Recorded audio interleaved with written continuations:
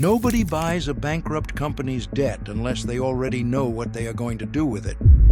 Eddie Lampert bought Kmart's debt in 2002 while it was in bankruptcy. By 2019, he had collected $2 billion in fees, sold the most valuable assets, filed for a second bankruptcy, and bought the bankrupt company back through his own hedge fund. This is the story of Kmart. But nobody was thinking about Eddie Lampert in 1962. In January of that year, a Kresge Company executive named Harry Cunningham opened the first full-sized Kmart in Garden City, Michigan. It was not a department store. It was not a boutique. It was a massive discount store that put everything under one roof at prices that had never been seen before. 18 more opened the same year. The first Walmart opened 6 months later. 2 discount giants born in the same year, headed for the same customer. 3 years later, Kmart introduced something that had no equivalent anywhere in retail: the Blue Light Special, a mobile blue police siren placed in an aisle, an announcement over the intercom. Attention Kmart shoppers. A special deal, 1 aisle, 15 minutes, no warning, no schedule. You either heard it and ran, or you missed it. It was not a sales tactic. It was a shared experience. The announcement sent a jolt through the store. People looked up from what they were doing, looked at each other, started moving. That moment of collective excitement in a discount store over a 15-minute deal was something Kmart's competitors never managed to replicate. By 1976, Kmart was opening 271 stores in a single year. By 1990, it was the second largest retailer in America, behind only Sears. At its peak, it operated more than 2,400 stores and employed 350,000 people across all 50 states. The Blue Light Special went off in every one of those stores. Someone heard it for the first time in each one. Someone would hear it for the last time, too. They just did not know it yet. Here is how you destroy a company that makes money. You buy a house, but you take the mortgage out in the house's name. The house now owes the bank. You collect the rent. You pocket the difference. Every dollar the house earns goes straight to servicing the debt you created. The roof starts leaking. The house cannot fix it. Every dollar is already spoken for. The house deteriorates. You walk away. The house collapses. Eddie Lampert did not need to take out a mortgage. He found a company that had already collapsed under its own debt, and he bought that debt, which meant he owned the house before he walked through the door. In January 2002, Kmart filed for Chapter 11 bankruptcy. At the time, it was the largest retail bankruptcy in American history. 2,114 stores, $37 billion in assets, and 275,000 employees whose jobs were at stake. The cause was a decade of management failures, inventory problems, and a price war with Walmart it could not win. Into this wreckage, Lampert's hedge fund ESL Investments bought Kmart's distressed debt for $1 billion.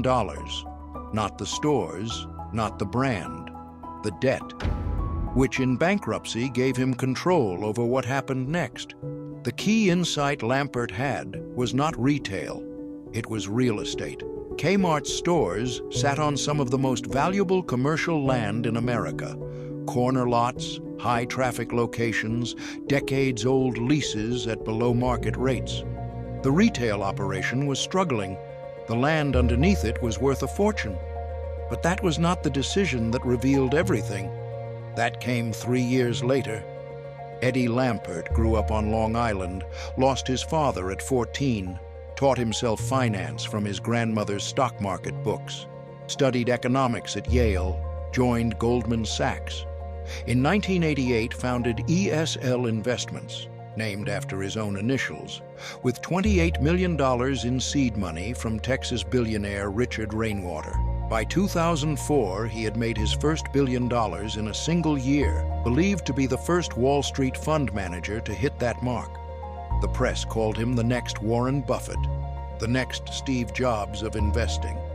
In 2004, Kmart, which had emerged from bankruptcy just 14 months earlier, announced it would acquire Sears for $11 billion. Lampert engineered the deal. He now controlled both simultaneously. He was Kmart's largest shareholder. He was Sears' largest shareholder. He was chairman of both. And through ESL's debt holdings, he was also their banker. He was simultaneously the owner, the chairman, and the lender of two of the largest retailers in American history. If either one needed money, they had to borrow it from him.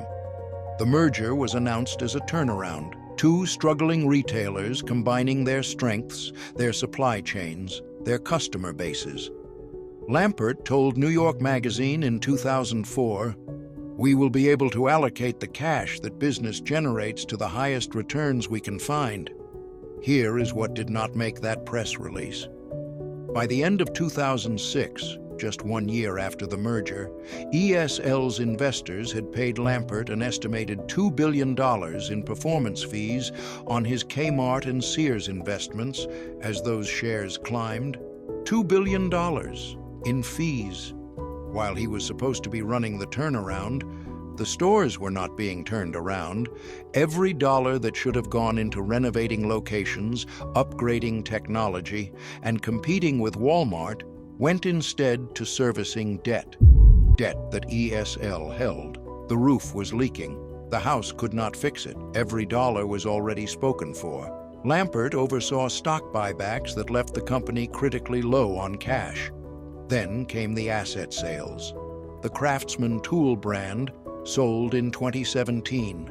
Land's End spun off in 2014, not to reinvest in the stores, to generate cash that flowed back through the financial structure Lampert controlled.